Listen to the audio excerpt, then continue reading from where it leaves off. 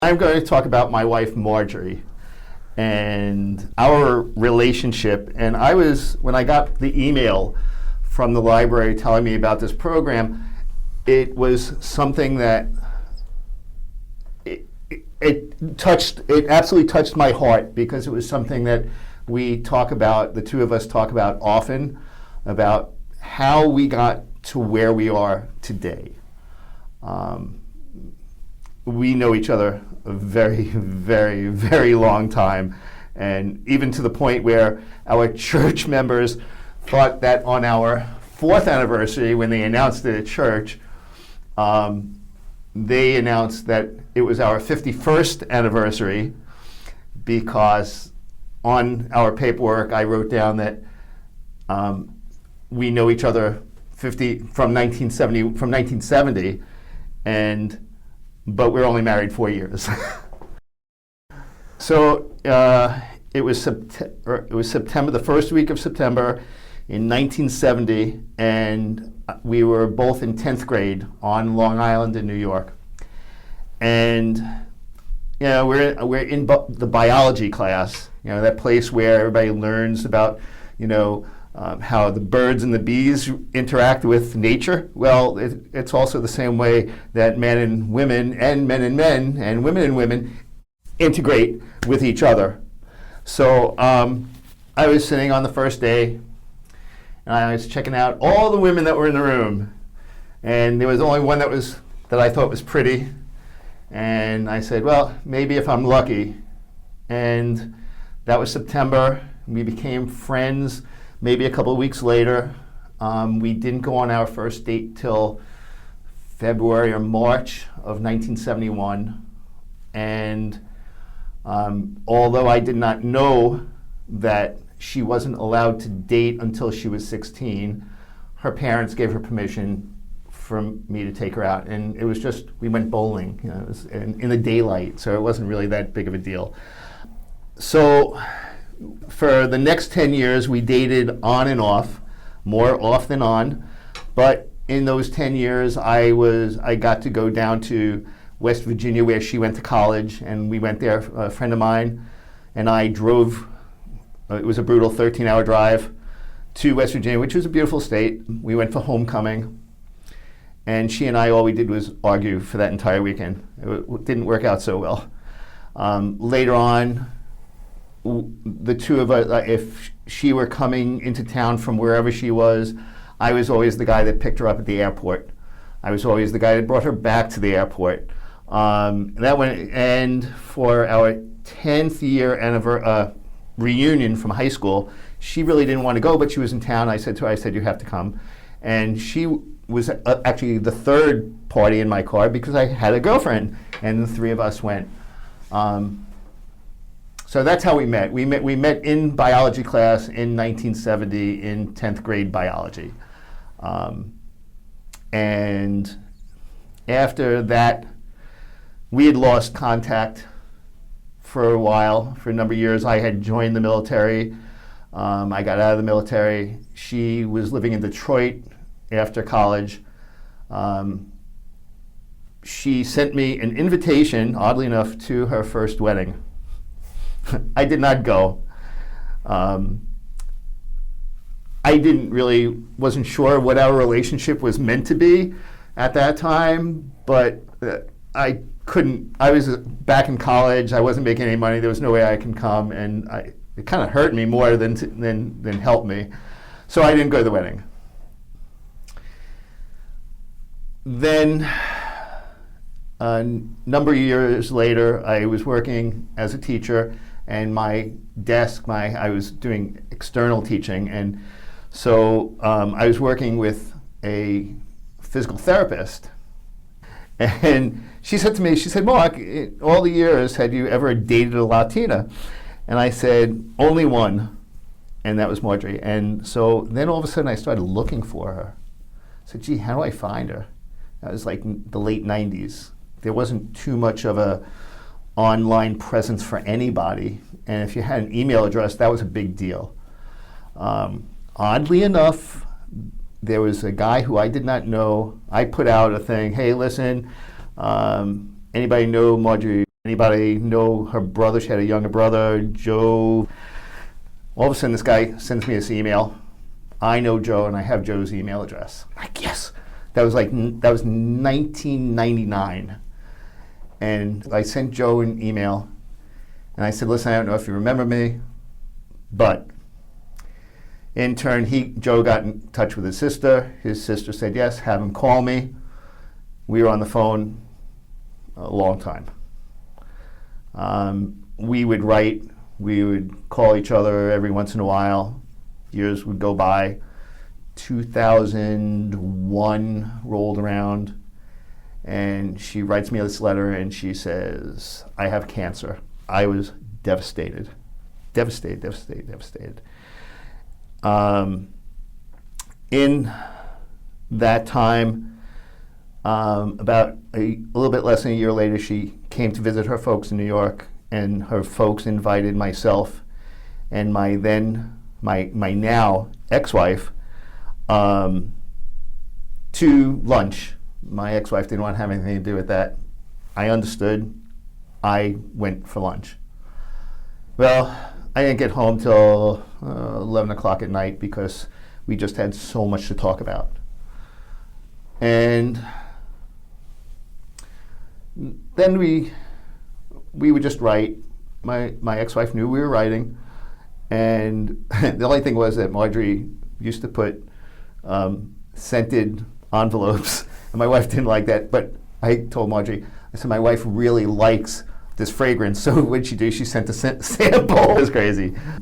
So again, we kind of just paused for a little while, and then I every once in a while I'd drop her an email. She had an email from work. She didn't have a personal email. And then 2014 rolled around, and I do photography work. I've been doing photography work since I'll put it just this way, I've been doing photography work since before the Beatles broke up. Okay? So that was 1969. So that's how long I'm doing photography.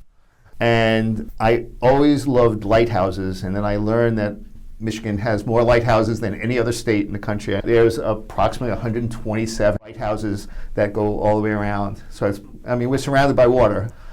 So I came out here and to do some photography work, and I sent her an email. I said, listen, I don't know if I'm going to be anywhere near you, but depending on what, if you're involved with somebody, I'll understand,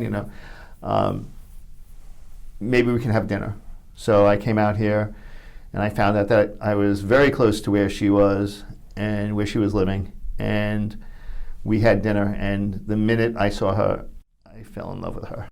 I was driving from the airport, and I had my GPS, and it told me, and when it told me I was like, make a left at the next corner, my heart was racing, and I said, this is weird. I've never had that. But the minute I saw her, and we threw our arms around one another, I had never once told her that I loved her, and at that point I hadn't yet either. And when I did, it caught her off guard. She didn't know that things were going to change, but somehow her dog knew. I didn't know things were going to change like the way they had, but somewhere over that weekend that I was here for 4 or 5 days, shooting lighthouses and just going up and down the coast. I told her, and it just kind of, whoa. And so, yeah, it was it was Easter weekend 2014 that we came to realize that, yeah, this is something that's probably going to take place. And it did. And every time I came here several times before I moved here because I wanted to see what the seasons were like. And I have to cross this one railroad track as I'm coming off the highway, as I'm going down a house. And every time I got to that railroad track, my heart would be going, it's crazy. So Marjorie was living here since about 99, thereabouts. She lived in West Olive. She had a rental. Then she got a condo in Holland. And when after 2014, she was in Holland, and I was living in New York. And it's very, when you're apart from people, you're apart from people. But once you bring the pieces back together, it's very hard to remain apart like you were previously up until that point. So she and I came out. She said, "I'm never coming back to New York again. I hate New York." I'm like, "Okay, no problem. You don't ever have to come to New York." I came out here. That was Easter. I came out here. I think it was because I was teaching.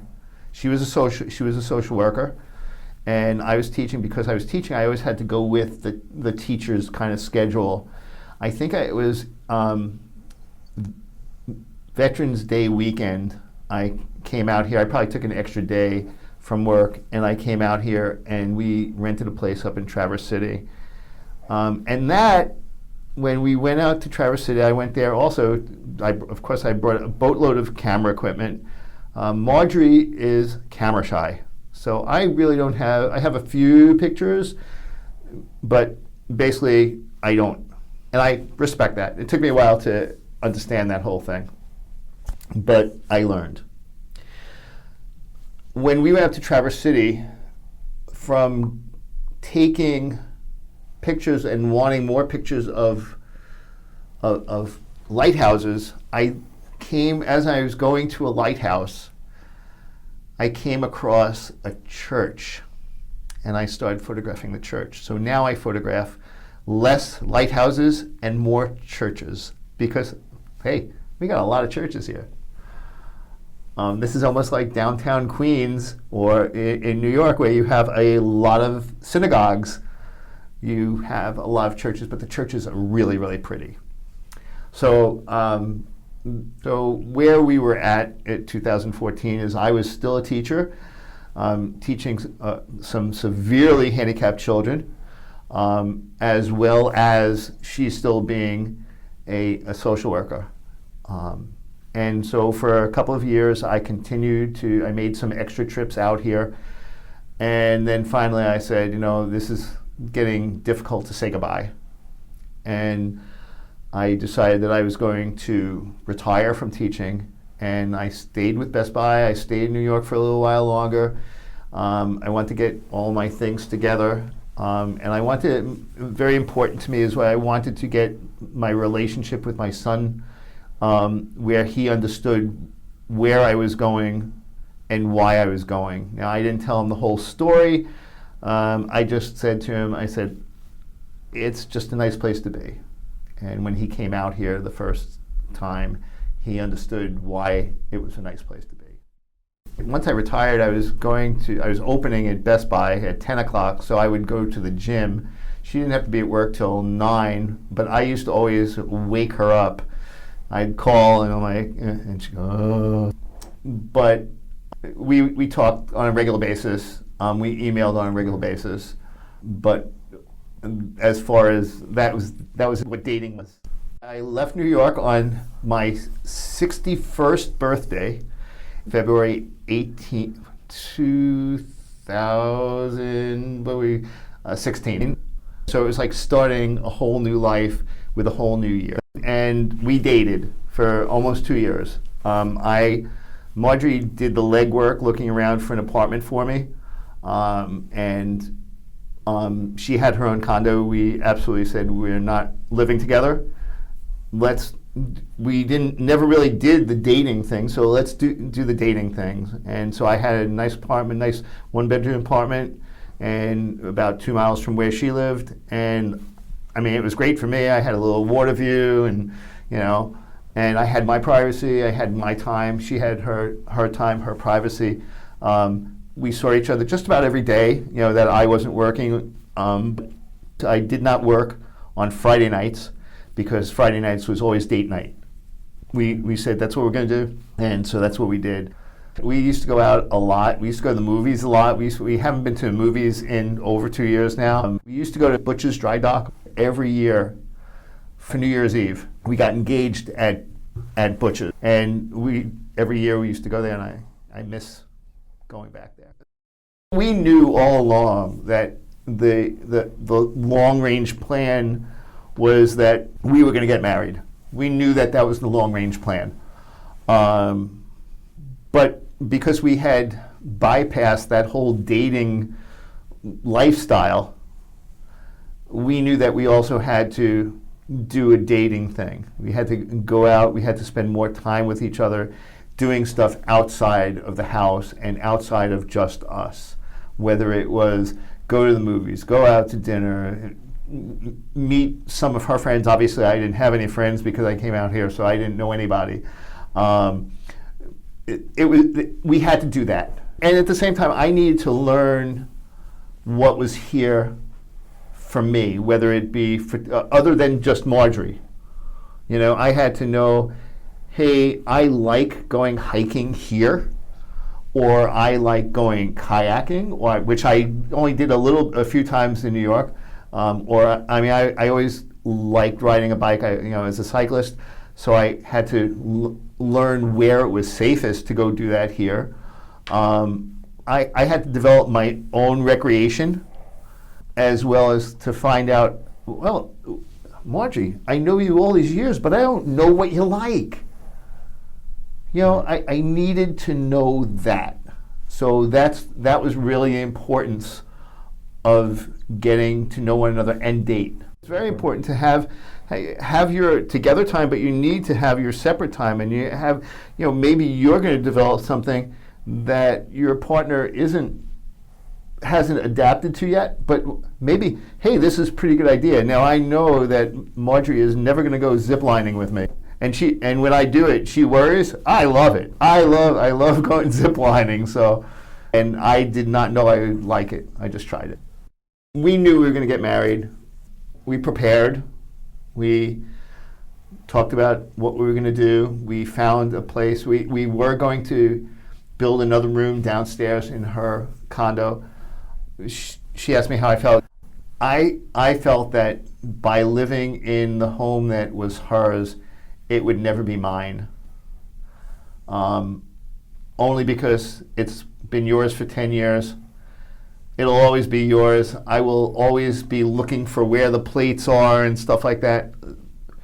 Why don't we find a new place, one that's ours? And that's what we did. We were lucky. It was tough because every time we went to go to something that we liked came on the market, by the time we got there, it was gone. The market was crazy hot. It's hotter now than it was then. And so, but we did find a place where the builder was building a small, bunch of condo units. We picked our plot. We didn't want to be right on the street. We had this plot behind us. He built it. He was building it while we got engaged. We went to jeweler here in town. We picked out rings, and he had the ring done. Marjorie did not know that I had the ring. It was New Year's Eve came along the following week, and we were going to be at Butch's Dry Dock. And there's one table that I always request. It's right on the front of the building, almost toward the corner, so I can see the street, because the street is so nice and peaceful. And I wrote a card, and I went to the florist, and I got Marjorie's favorite is a white rose. At that time, I don't think I knew that. And so I got 2 red roses in a little vase, and those 2 red roses were going to represent us. And I brought them over to Butch's that morning. I said, listen, that's the table I'm going to sit at. Please put this card with these flowers on that table. Okay. So Marjorie's reading the card. We get there that night, we're all dressed, and she's sitting there reading the card, and she's not sure what she's reading, and I'm sitting there with a box with a ring wide open, just waiting for her to look up. And she's, oh, I looked at it, I'm like, well, and she says, oh my God, yes. Yeah, I knew that's what we were planning, So I knew that there wasn't going to be a question. It wasn't a surprise. It was the only surprise was when and where. So that's how we got engaged. I'm still faulted for, and in a jest, and not in a bad way, for not getting down on my knees and proposing to her. But I always felt that Marjorie was kind of private and didn't want a scene to be made. That was January. We got married in October. We chose October. First of all, Marjorie loves, her favorite season is the fall. So we every year we go away for a week. On our anniversary, we do not go anyplace fancy. We don't go to a Caribbean island. We don't go to Hawaii or anything like that. We actually rent a house or a cabin here in Michigan, and we go up north. We go up north usually, and we just relax. I mean, it's the time that I love to cook, but I'm not a very neat cook. So when we go on vacation, that's when I get to cook. She has a friend, Don. He lives in town, and Don was her best man, or her man of honor. She had a couple of women that she worked with. Marlene was the oldest of them, and I loved Marlene. She's a cantankerous woman. The most loving soul that you want. So she was my best person. And we got married here in City Hall. And the nice part was that the judge that married us, he actually, judges, when you go to town hall, they don't often mention, God and faith or anything like that, because it's sometimes crossing a line politically. But he did mention faith and looking after us as a couple, and that was a big deal. That was a big deal. So that was about 4.5 years ago. It was October. We made it 4 years. Has it been the smoothest of 4 years? Not always. We lost a dog. Marjorie lost her brother and her mother. I lost my mother. But we have each other, and we work every day at being a better couple. I can be I can be a horrible person sometimes, and I am working desperately harder every day to be a better person. There are a lot of reasons why my first marriage didn't work out, and one of them was maybe Mark wasn't that good of a person.